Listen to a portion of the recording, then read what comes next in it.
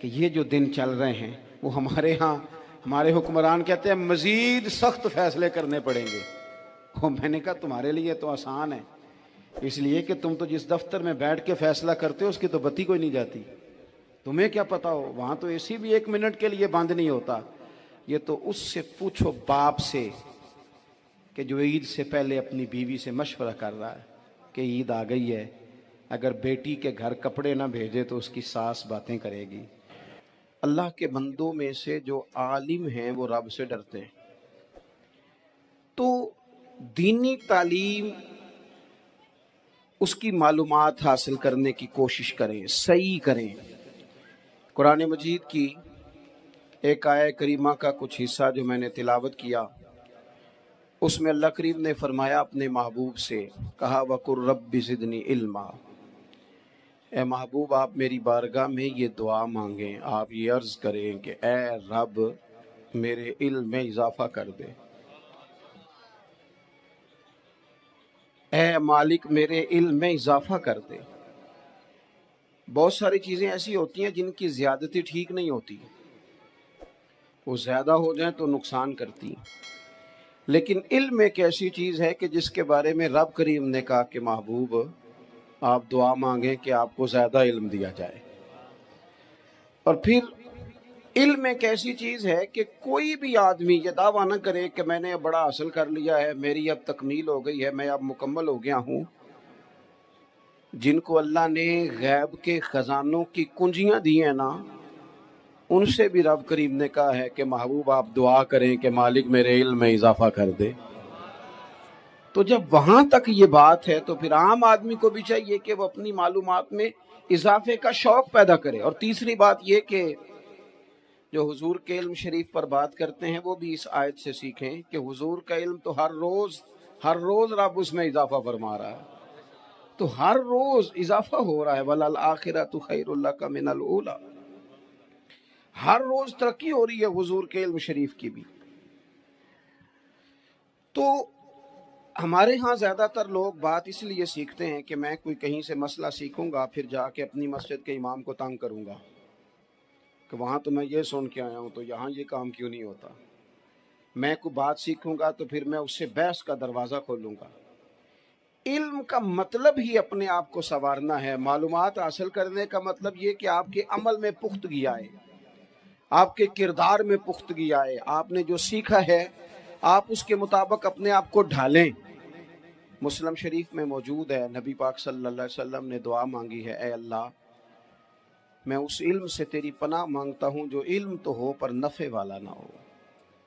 جس بندے کے علم نے اسے نفع نہیں دیا، وہ کچھ سیکھ نہیں سکا اس سے، تو اس کا علم کسی کو کیا نفع دے گا جب خود سے اس نے. اور صوفیہ کرام تو فرماتے ہیں کہ جو لوگ بڑی معلومات حاصل کر لیں، بڑی باتیں سیکھ لیں، پنچایت میں کسی کو بولنے نہ دیں، گھر میں کسی کو بولنے نہ دیں. بہت سارے لوگ تو علماء کو بھی مشورہ دیتے ہیں، بڑی باتیں کرے لیکن عمل کے لحاظ سے بندہ زیرو ہو تو اہل دل فرماتے ہیں اس کی صحبت سے بچو. اسے بڑا پتہ ہے، بڑی باتیں آتی ہیں، بڑی باتیں کرتا ہے، لیکن گفتگو کی حد تک تو بہت بڑا ہے، عمل کے معاملے میں صفر ہے. بہت سارے لوگ مسجد کے حجرے میں میٹنگ ہو رہی ہوتی ہے اور وہ لمبی لمبی دلیلیں اور مشورے دے رہے ہوتے ہیں، نماز کا ٹائم آ جائے تو اٹھ کے چلے جاتے ہیں، کہتے ہیں میں اپنے محلے دی مسیتیں پڑھنی ہیں. کئیوں کو کام یاد آ جاتا ہے. فرمایا کہ شخص کے پاس معلومات بڑی ہوں لیکن عمل کے معاملے میں بندہ زیرو ہو تو اسے بچنا. کیوں؟ اس لیے کہ اگر پڑھا لکھا آدمی بے عمل ہونا تو وہ اپنی بے عملی پر بھی دلیلیں پیش کرتا ہے. وہ کہتا ہے میں یہ کام نہیں کرتا تو یہ میرے پاس دلیل ہے. وہ تو بے عملی کو بھی مزین کر دے گا معاذ اللہ. تو دینی تعلیم ایک تو حاصل اس لیے کریں کہ ہم نے اپنے آپ کو سنوارنا ہے، اور دوسرا علم کا شوق طبیعت میں ہو. دیکھیں نا، اللہ کے حبیب صلی اللہ علیہ وسلم نے فرمایا ہے کہ جو علم کے رستے پہ چل پڑا وہ جنت کے رستے پہ چل پڑا ہے. جمعوں میں، محفلوں میں کانوں کے ذائقے کے لیے نہ آئیں، اس لیے آئیں کہ میرے علم میں، میرے عمل میں یہ کوئی اضافے کی بات بنے گی. میں کوئی نصیحت حاصل کروں گا تو میرے دل کا زنگ اترے گا. ہمارے ہاں یہاں لوگ مزے کے لیے آتے ہیں اور آج کل لوگ فوٹو کے لیے آتے ہیں. ان دو کاموں سے نکل کر خالص اصلاح کی نیت سے علم کا شوق ہمارے ہاں تیزی سے ایک حرکت کی گئی، علماء کا وقار خراب کیا گیا اور لوگوں کو دینی علوم سے دور کیا گیا، اور اس میں بعض بیچارے واعظین اور خطباء نے بھی کردار ادا کیا جب جعلی پیر کی تعریفیں کھول کے کی، اور اسے پتہ نہیں کہاں تک. یہ اسٹیج ہوتے ہیں نا، ان میں کوئی بندہ اچھا لگے بھی تو اس کے لیے دعا کرنی چاہیے، تعریفیں نہیں کرنی چاہیے. تعریفیں اس کا کوئی فائدہ نہیں ہے، اس بندے کو تو دعا کا فائدہ ہے. اگر آپ کو اچھا لگ رہا ہے تو اسے دعا دے، اس سے زیادہ کچھ نہیں کریں. اور ہمارے ہاں جناب وہ نقیب محفل بیچارے کی شامت آ جاتی ہے اگر تعریفیں تھوڑی کرے تو کہتے ہیں انہوں تو نام ہی نہیں لینا ہوں. وہ بھائی اس کے نام لینے سے آپ کا قد اونچا ہوتا ہے. تو علم اور عالم ان دونوں چیزوں سے قوم کو دور کیا گیا. دینی تعلیمات کا فقدان ہے. جو میٹرک تک لوگ 60-70 کتابیں پڑھ جاتے ہیں انہیں بھی قرآن پاک ٹھیک سے نہیں پڑھنا آتا. دور کیا گیا. آپ مجھے بتائیے، چلیں ایک مسجد ہی آپ دیکھ لیں، اس مسجد کے اندر اگر ایک طرف ایک عالم دین مشکات شریف کھول کے بیٹھے ہوں، حدیث پاک کا درس ہو رہا ہے، یا بہار شریعت کھول کے بیٹھے ہیں، فقہی مسائل بیان کیے، اور اسی مسجد میں ایک بابا جی جبہ پہن کے تگڑا سا بڑی سی پگڑی باندھ کے اور 500 دانے والی تسبیح لے کے بیٹھے ہیں. اب ایک بندہ اندر آتا ہے تو وہ کدھر جائے گا؟ عالم کی طرف کہ بابا جی کی طرف؟ وہ کیوں جا رہا ہے بھلا بابا جی کی طرف؟ وہ اس لیے کہ ہم نے اسے یہ بتایا ہی نہیں کہ جس طرح سبحان اللہ سبحان اللہ سبحان اللہ پڑھنا عبادت ہے نا، اسی طرح دارابا پڑھنا بھی عبادت ہے.